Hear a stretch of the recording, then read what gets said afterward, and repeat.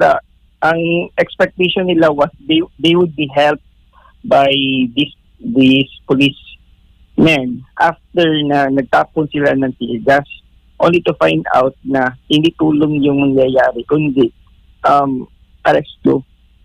Yung isa naman kanina, may babaeng admin 8.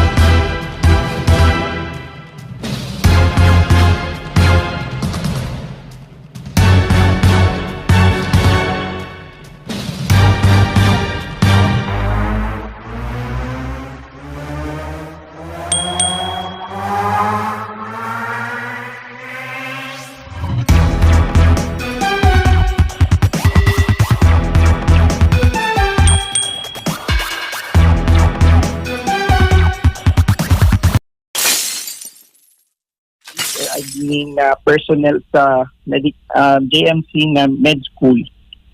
Siya yung last ko na na-assist kaninang madaling araw. It was also immediately after the throwing of the tear gas. Nangyari naman sa kanya was nagkaroon na ng gulo, and then after doon na natumba siya because nagkaroon na ng gulo nga, and then hinablot siya ng pulis. Walang nakuha sa kanya na item at bigla siyang biglang tinali yung kanyang kamay. So nung tinanong namin yung officer kung sino ang arresting officer ng kinuha nila, hindi nila mabigay yung arresting officer na kasapasa sila. So we asked the member kung ano ang tunay na nangyari. So naipit daw siya kasi nagkagulo na. And then ang worst pa talaga, sir, after nung tinapon yung tear gas is nagkaroon pa ng bubugan. I mean yung mga batuta daw na ginamit ng mga pulis. So, I think may naka-cover noon na yung legs niya talaga. Yung general na ilalabas si... Andiyan talaga eh. Gusto nila itakas eh. Sir, paano po natin nasabi, sir, na nandyan po talaga? May mga informants kami dyan sa loob. Hindi nga lang namin talaga makikita dahil ang ganda ng kanilang movement sa loob. Ano hong information na ipinarating sa inyo, sir? Andyan sa loob. Itakas ngayong gabi. Pero bakit hindi natin nakita, sir, nung hinahanapog natin? So yung paghulog natin, ba't hindi natin nakita? Ilang search na tayo, hindi natin nakita. Nasa 1/4 pa lang tayo eh. Sir, 6 Wala pa, napakababa pa. Napakababa pa. Ha? Nila Rosa, yung heartbeat niya sabi kanina. Yung heartbeat detector. Gagamitin natin yan. So hindi pala nagamit ngayon, sir? Kanina, ginamit namin, limited lang ang paggamit namin dahil kukunti pa lang ang ating na-identify ng mga lugar. Yung radar na sinasabi niyo Tinignan kanina. muna namin kung saan namin gagamitin. Nag-a-assess pa kami. Ngayon pinag-aralan namin based sa aming mga nagawa at titingnan namin kung saan kami gagamit ng radar bukas ulit. Sir, yung 13% na yun, pwede niyo po ba ma-describe saan po banda sa compound yun, sir? O ano po ba yung... Please, classify muna. Bukas na lang malalaman niya. Pero sir, hindi totoo yung tapos na daw na nahalugog yung lahat. Ito yun. Wala pa, hindi mo tayo tapos. Andyan sa loob. Kaya matagal pa ito, sir? Mga ilang araw? Based sa information... It will depend on... ang pinakasimple ito, depende kay Mr. Kibuloy. Para matapos sa lahat na ito, matigil na yung kanyang mga tao. Ulan na naman, maulan na ng mga tao niya. Maulan na ng mga tao ko. Sumurrender na siya. Sabi nila, mahina naman ang kaso. Ang galing ng mga abogado niya, ang dami pa. Bakit? Ano ba nakatakutan niya? Sir, based sa information po, meron na talagang area or lugar doon sa loob kung nasaan sila nagtatago? Meron. Nakakagalaw nga lang siya na hindi namin nandito. Ano po ba ito, sir? Underground or room? Yeah. Underground. There's a possibility. Kasi kanina, ang dami nakakita. Hindi namin, kami sa loob nagkakawala-wala eh. Sa laki ng lugar, sa dami ng mga lusukan, kami mismo nagkakawala-wala. Kami nga, nagkakahiwa-hiwalay sa loob. Pero may respective na assignment yung mga tropa natin, sir. Meron. Kaya nga kailangan i-review namin dahil first time namin napasok ng lugar at kailangan namin talagang So yung 2,000 na tropa Talagang meron natin, kaming information na nandyan sa loob. Nagbibigay talaga ang informant namin. The problem is, hindi namin alam talaga kung paano ang layout ng lugar. They can only do so much. Dahil pagdating na sa loob, nagkakawala-wala na kami. so kung meron tayong informant, Dadagdagan yung personahin bukas. Ha? Dadagdagan natin yung police bukas. Ano? Ibig sabihin mo, Dadagdagan. dadagdagan pa. May possibility. I mean. sir, kung meron tayong informant general, bakit hindi na tinodo yung information binigay, Jen? Ano no? Kung meron tayong informant, bakit hindi na tinodo ng binigay na information kung saan talaga yung exact location? Nagbabago ang informasyon eh. Pag sinabi niya ngayon nandun sa kabila. Hindi ko na makita yan dyan pag ganyan ka-skip ng mga kwarto-kwarto yan, di ba? Sa isang lugar na maliit, yung movement from kwarto to kwarto, kung may mga hidden passages, pwede ka talaga mapaglinlangan dyan. Di ba? Kunti lang naman kasi nakakapasok ng mga pulis. Hindi naman lahat na nakita ng pulis sa pagkarami-rami nandyan. Kasi spread out din kami. Okay? So, sinisystematize nga lang natin. So, ulit kami bukas. Nakita na namin ang layout. Ulit kami bukas. Hanapin namin. Ito ay sa tingin ni Mr. Kibuloy, larong tagu-taguan sa loob ng 30 hectare compound niya. Aldi, Pero hindi po tayo magpo-pull out. Hindi kami pupull out. sa announcement niyo po Marina sa megaphone, sabi niyo po, magbantay na may tropa, baka kasi ilabas yung ano. May possibility. May information din kami na may mga sistema silang iisipan kung paano ilabas si Mr. Kibuloy. Aside po doon, meron pang other information po? Pero ito yung information na hindi ko lang may disclose sa inyo. Kaya na kayo magtatrabaho. Sir, General, do you think yung 5 nagsama? May possibility, may hindi. Baka pwede din mag-spread out. Okay? You mentioned po kanina, natatawagan nyo si Attorney Torion. Pwede ba naming malaman kung ano po yung itatawag? Gusto na sana akong i-consult sa kanya. Pero kung wala naman siya, hindi naman ganun ka-critical. Okay? Ano pong comment ninyo sa mga sabi-sabi na plano daw i-take over ng PRO 11 yung KOJC? Hindi namin kami take over. Hinahanap lang namin eh. Wala namang karapatan i-take over yan. Hindi naman amin yan. So hindi pa rin tayo magpapapasok po? Nakakapasok naman sila. Nakakapasok naman sila. Okay. Sino-check lang natin. Pero ano po, Kasi sila ka, nag-check ka eh. ano po yung reply natin sa letter kanina na parang pinakita po ng secretary ng Torion Law Office? Na hindi daw po ninyo tinanggap. Yes. Yung kanina po, yung may nagpumilit na pumasok. Opisina eh. Diba? Yung mga formalities na yan, dapat yan. Office hours eh. Diba? Alright. Office hours yun. Parang challenge mo rin na, challenge din kita na, ikaw, magpa-drug test ka, carefully kail, ako magbayad. Parang ganun din yan. Kung mabulahin ang taong bayan, puro kasi yung malingan lumalabas sa bibig mo. Nakaka-insulto ka sa amin. Nakaka-insulto ka sa amin na sarili naming tirahan ang religious compound. Dito kami natira. Ngayon kami na ang walang tirahan. Sino nakatira sa mga tent namin dyan? Mga pulis mo. Sana kami walang tulog. Kasi nga anytime, kahit saan na lang kayo umaatake sa mga building. Kayo naghihilik. Tulog kayo sa kalsada. Tulog kayo sa mga taniman namin. Tulog kayo sa mga landscape area namin. Tulog kayo sa kingdom namin na ang ganda-ganda. Parang hotel yan. Kahit saan kayo natutulog. Parang inangkin nyo ng bahay ito. In this guise of search. Sagutin mo yan. Kaya huwag mong bulahin kami. Hindi mo kami mabola. Pag makaharap ka namin, pabumuka ko sa iyo.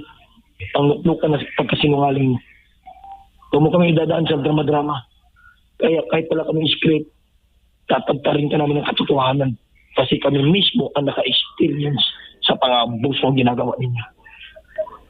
Hindi mo kami madalaga pa statement for you to look good and explain.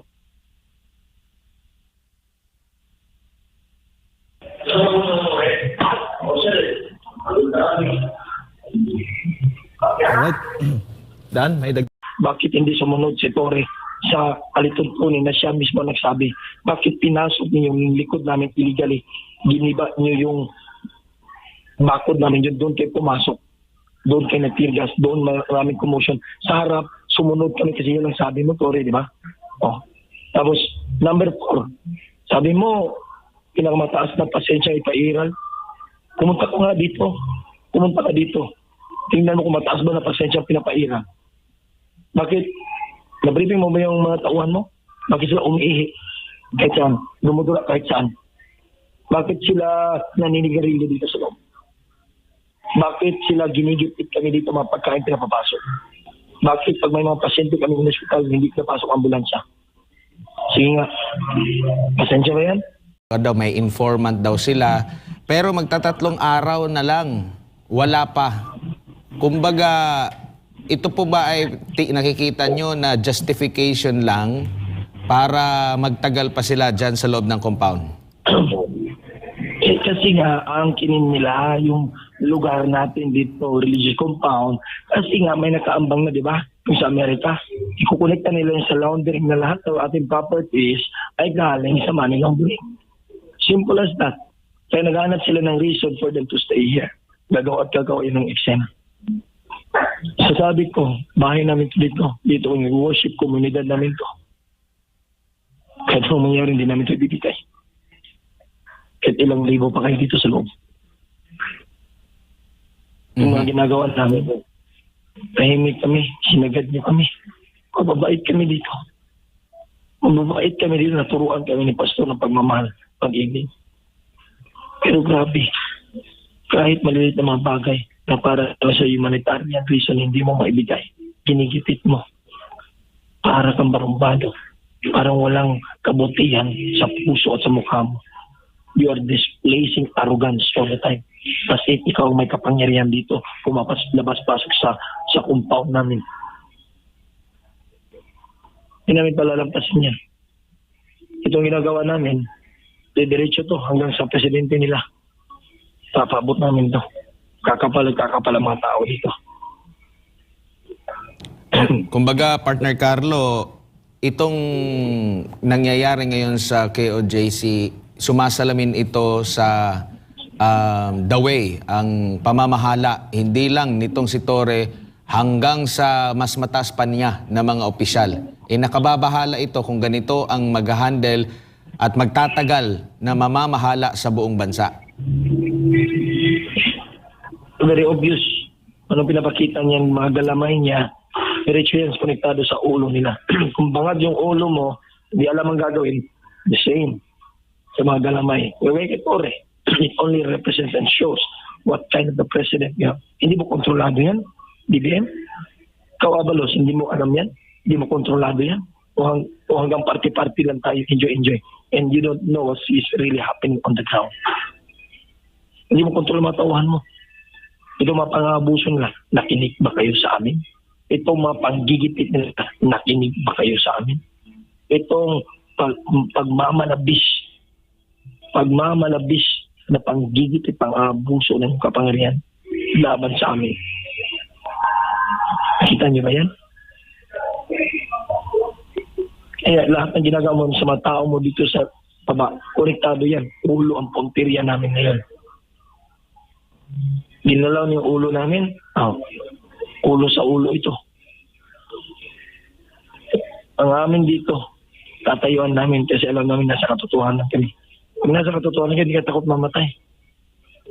Hindi ka takot mamatay. Tatayuan namin yan. Kasi alam namin, lahat dito na aming ginagawa, puro kabutihan. Kayo ang lumalabag palagi. You cannot compel us to follow the rule of law as what you're saying because you yourself, you don't know how to follow it. Nakikiusap pa kayo. Sabi ko, marunong pala kayo makiusap. Nakiusap kayo na aalis kami sa daan, may nahon daw. Ang pakikiusap nila. Bakit? Nakinig kayo sa pakiusap namin. Nakinig kayo sa mahinaing namin. Mga basic needs ng isang tao, pagkain, tubig, may sakit, nakinig kayo. Huwag niyo kami gaguhin. Partner Carlo, ano naman ang masasabi mo dito sa mga pulis na patuloy pa rin, kumbaga ito yung mga pulis na sinasahuran, doble na yung sahod nito eh. Meron nga akong nakitang computation nito kung 2,000 ito sila andyan. Tapos mahigit halos 1.5 na yata yung sahod nila dito, 'di ba? Sa mga pulis pagpalagay natin kasi dinoble, tinaasan. Tapos meron pang overtime pay. Sinasabi dito sa nabasa ko na kalkulasyon, umaabot sa 9 million pesos kada araw ang ginagastos para dito sa mga pulis na ito. Tapos sasabihin nila na sumusunod lang kami sa utos. Tingin mo acceptable pa ba yan bilang isang law enforcer? Kasi pag sasabihin mong sumusunod lang kami sa utos, parang sinasabi nila na alam naming mali, pero wala kaming magagawa. Bilang isang law enforcer, pababayaan mo lang ba yung ganyan? Ano masasabi mo sa ganito, Partner Carlo? Yun nga, sinachallenge na natin sila. Wala ba kayong panindigan? Wala ba kayong prinsipyo na kahit mali, susundin niyo? Hindi po mali ang pag-swipe if it is unlawful. At saksi, mga dalawang mata ninyo na illegal lahat. Challenge ko yung mga officialist team. Kasama niya yung mga colonel, mga leader, mga grand commanders niya. Challenge ko sila eh. Sa ilang taon kang nagserbisyo sa operasyon ng kapulisan, pag-serve ng warrant of arrest. Ganito ba pag-serve? Bakit hindi kayo makasagot? Considering, okay, search warrant, ganito ba mag-search? Na namumugad na kayo dito?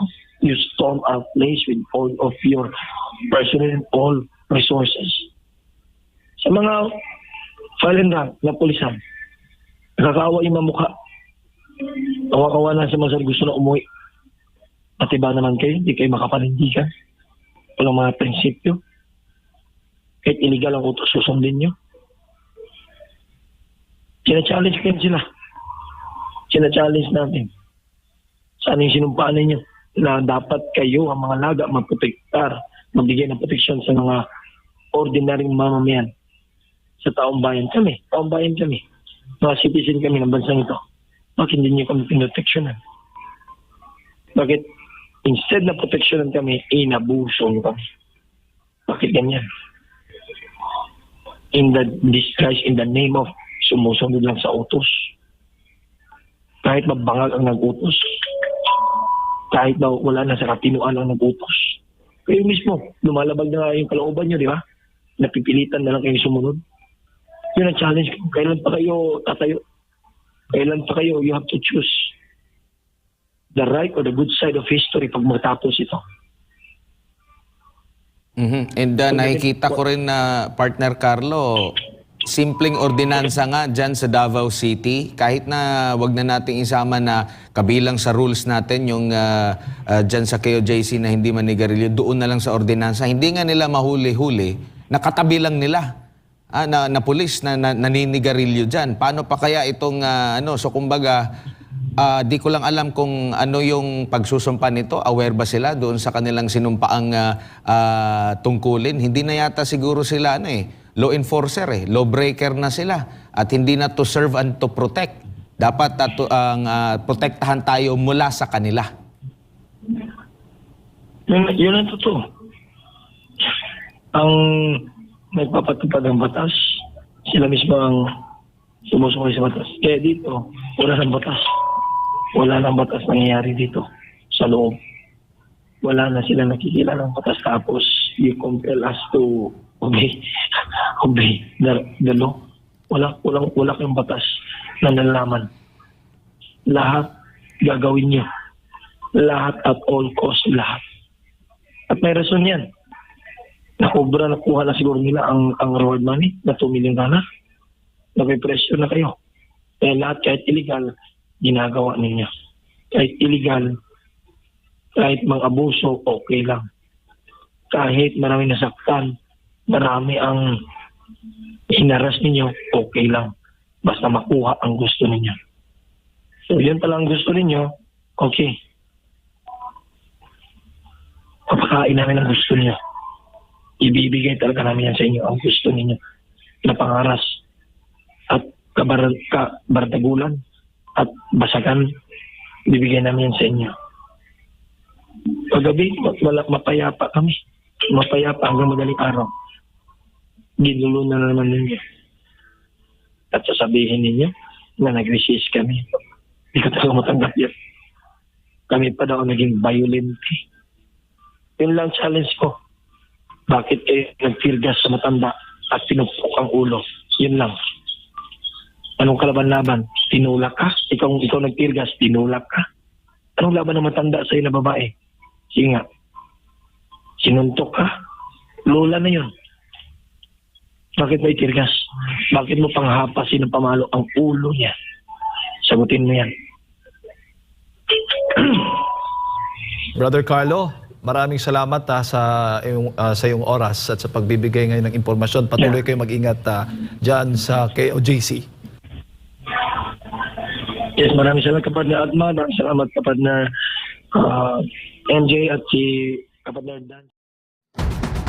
Ayan, malinaw na malinaw. Malinaw pa sa sabaw ng pusit na hindi pa talaga aalis itong mga PNP na pinamumunuan nitong si Tory. Kasi hindi pa daw sila tapos, mga kababayan. 1/4 pa lang daw sa area ng KOJC ang kanilang nahalughog. Ha? At hindi pa sila tapos magtanim ng mga kaso dito sa mga miyembro ng KOJC. Baka yun ang balak niya at hindi pa niya pwedeng, iniisip niya nito siguro hindi pa niya pwedeng makuha ang reward niya dahil palpak naman ang kanyang mga ginagawa. Di ba kabubuhan? Akala niya mga ginagawa nila, mga kaibigan, ay hindi po na-intercept ng mga miyembro ng KOJC.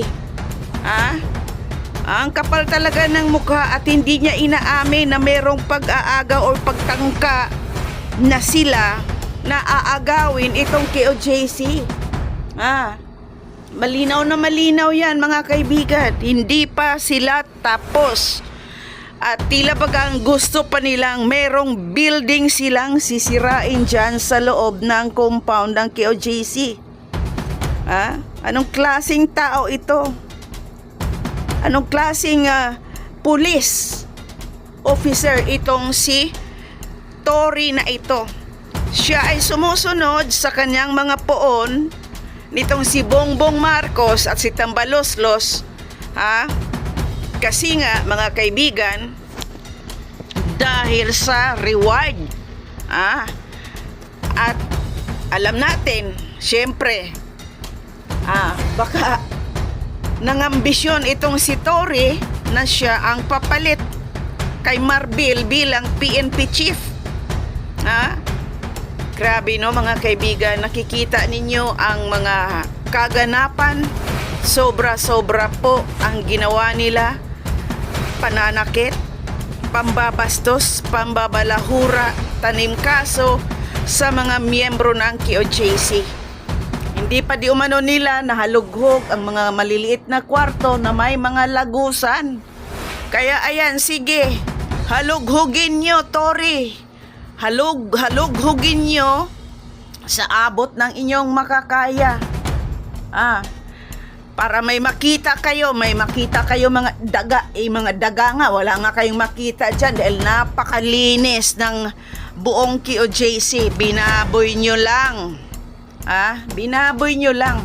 At alam nyo, mga kaibigan, itong paghihimagsik ni Tory na makuha itong si Kibuloy at itong pangaharas, pananakit, pang-aabuso, at pagtatanim ng mga kaso, kung ano-anong kaso, human trafficking, tanim kutsilyo at bato, meron pang tanim shabu, kasi nga meron silang kinuha na di umano nakuhanan nila ng sachet ng shabu at pinipilit nilang pinapainom ng tubig. Pinapainom nila ng tubig, malamang ang tubig na yon ay may halong droga na kapag i-drug test yung pinainom nila, yung pinipilit nilang pinainom ay mag-positive. Sana hindi rin uminom talaga yung kanilang nakuha na may miyembro ng KOJC. At dito, mga kaibigan, alam ninyo, nakikita ko na kaya naghimagsik, malakas ang loob nitong si Patrolman Tory, mga kaibigan, dahil sa nag-utos sa kanya. At alam nyo ba, ang naiisip ko kung sino talaga ang nagmando nagdikdik nitong Tory na ito? Walang iba kundi itong si Abalos Tambaloslos. Kasi nga gusto niyang gumante dahil nung nakaraang hearing sa Senado, mga kaibigan, ay pinahiya siya or napahiya siya sa kanyang mga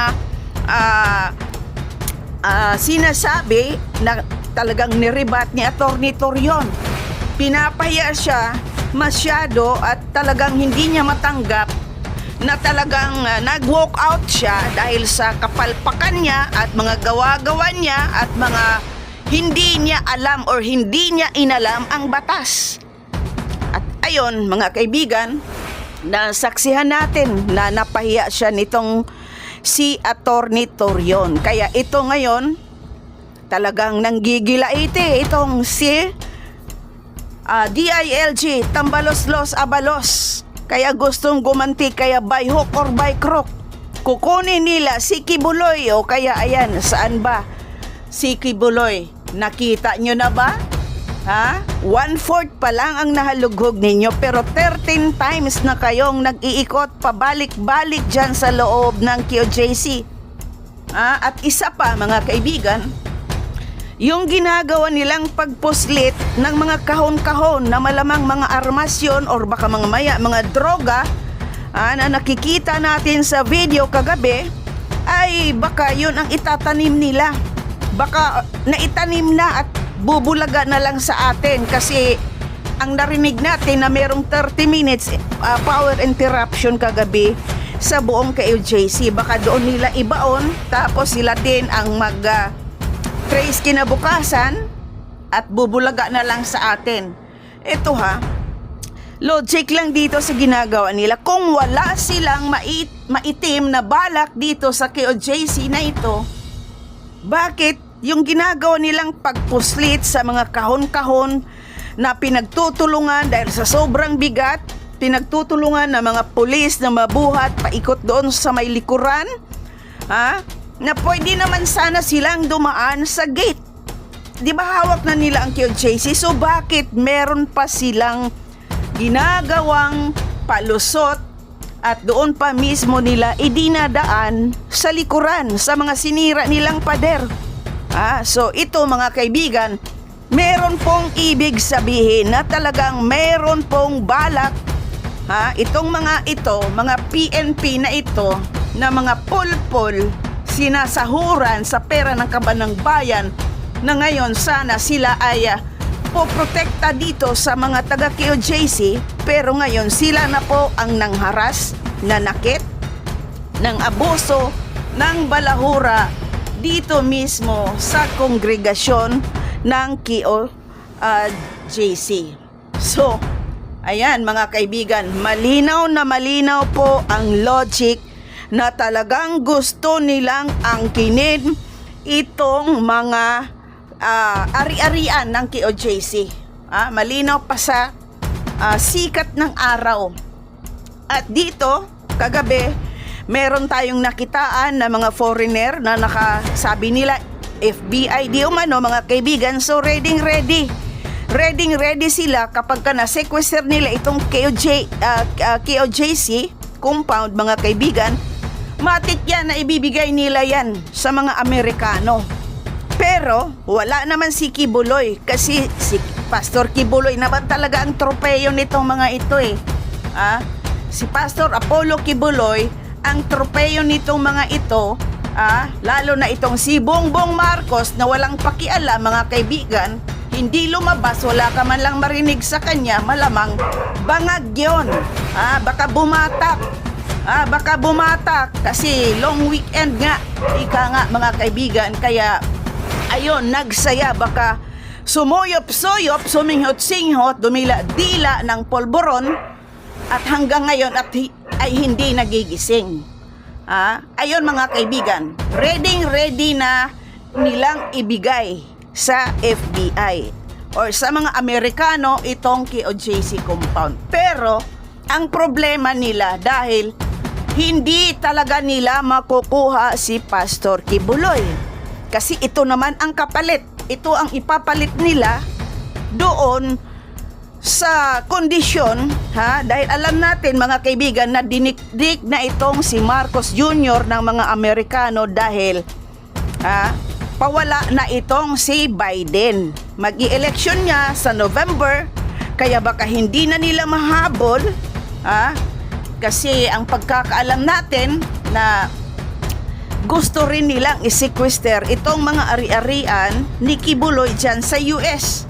Kaya nagkukumahog talaga sila na makuha itong si Kibuloy at bilang kapalit ng Pastor Kibuloy, bilang kapalit ay magkakaroon ng access ibigay sa mga Marcos Jr. Kuting Bangag Adictos Benedictos na ito mga kaibigan, ang access sa mga account ng kanilang tatay na magnanakaw din. Yan po ang malinaw na malinaw dyan. Kung baga mga kaibigan, barter. At mayroon pang ibang karagdagang info na di umano itong QJC ay gagawing EDCA site. Kasi noon hindi naman pumayag si Tatay Digong. Kaya ngayon, kaya talagang itong Davao na ito ang target nila. Kasi ang ganda nga naman ng QJC, no? Ang kapal ng mukha nila, no? Grabe, ano? Hindi na sila pinaghirapan ng mga taga QJC. Sila ngayon ang mga harbat, mang-aagaw. Kaya itong mga ito ay mga